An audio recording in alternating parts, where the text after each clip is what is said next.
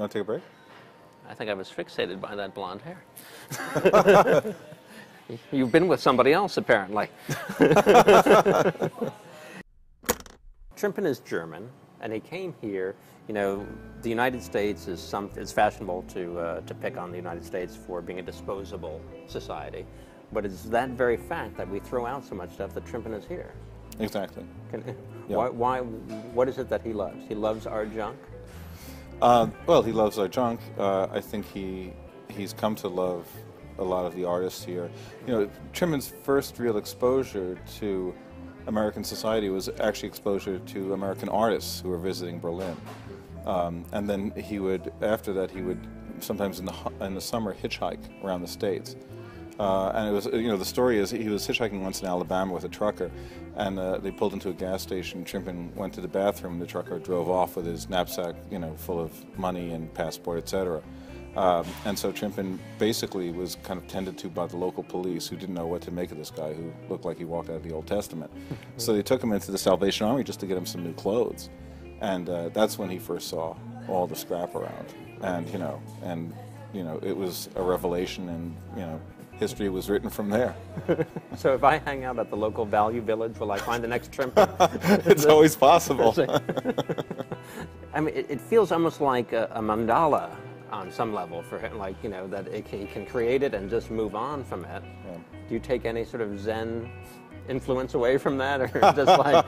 Yeah, I don't know if it's Zen, but I find it fairly exemplary. He's, you know, he's not at all materialistic, to state the obvious. Right.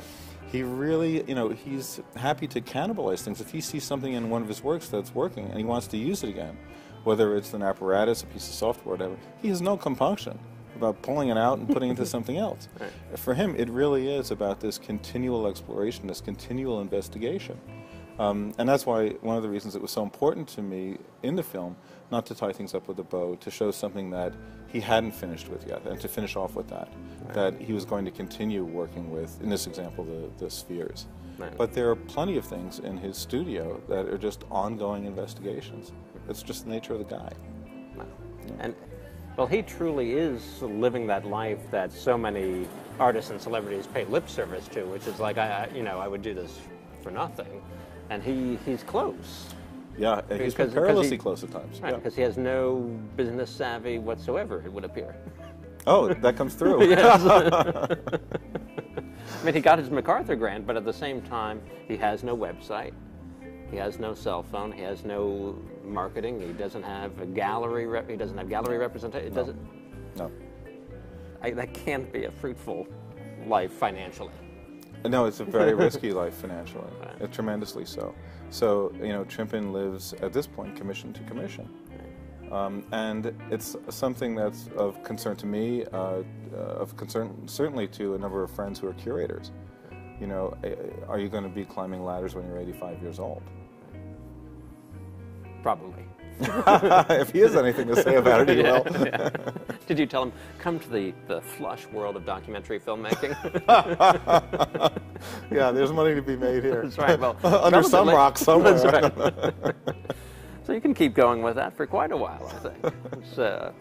It's profitable. So Merce Cunningham has a thing about, like, he saying that TRIMPIN probably does care what people think, but it doesn't matter because he's going to keep going no matter what. Do you think there's anybody that TRIMPIN would actually listen to other than himself for an opinion? That's a great question.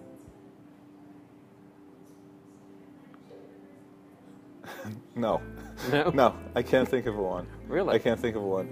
You know, I asked that question to his assistants, and it was like, knowing their field, they would suggest easier ways to do things. And TRIMPIN would be like, oh, yeah, I see, and then keep on going with his way. Mm-hmm. Certainly Nancarrow was an influence, but TRIMPIN really didn't view Nancarrow as a mentor, as more a colleagueship. And they very much each had their own ways of working. But no, TRIMPIN is so much of his own person. I can't imagine him looking at another artist, even one he admired, and taking advice, because he's just hell-bent for leather on his own investigations, and only he can determine what the parameters of those are going to be. God, he must have driven his parents nuts, you know. I think what he does is just magical. He is an inventor. He's a musician. He's a scientist. It's almost like you can't categorize him. We think of it as art, but he's just kind of doing whatever his crazy mind comes up with. He's kind of amusing himself. TRIMPIN has that childlike love of sound and music and instruments and the unknown. His studio is like a jewel box, and it's almost as though you have walked into TRIMPIN's brain. I look at the things he does, and I can't fathom how he figures out how to do them. Genius. Sure, TRIMPIN's a genius. That word was invented for him.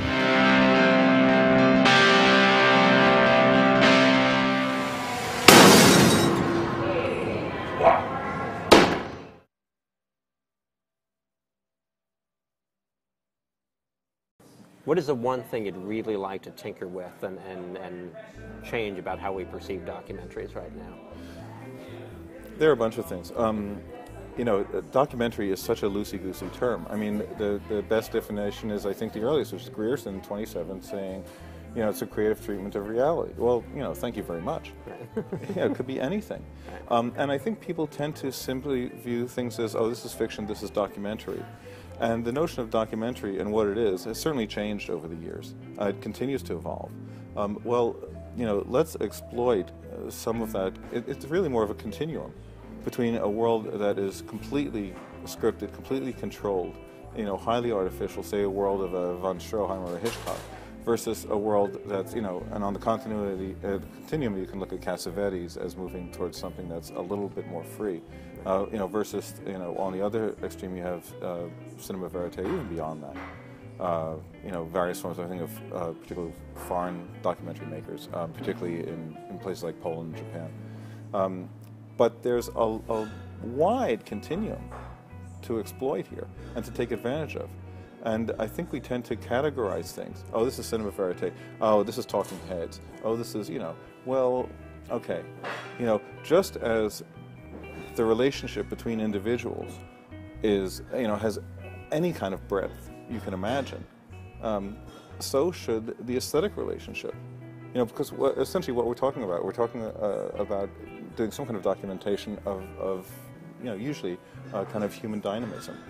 And that is subject, you know, filmmakers, audience members. You know, I don't think, you know, the history of cinema is, you know, what, 110 years old. I don't think we've begun to exploit this medium.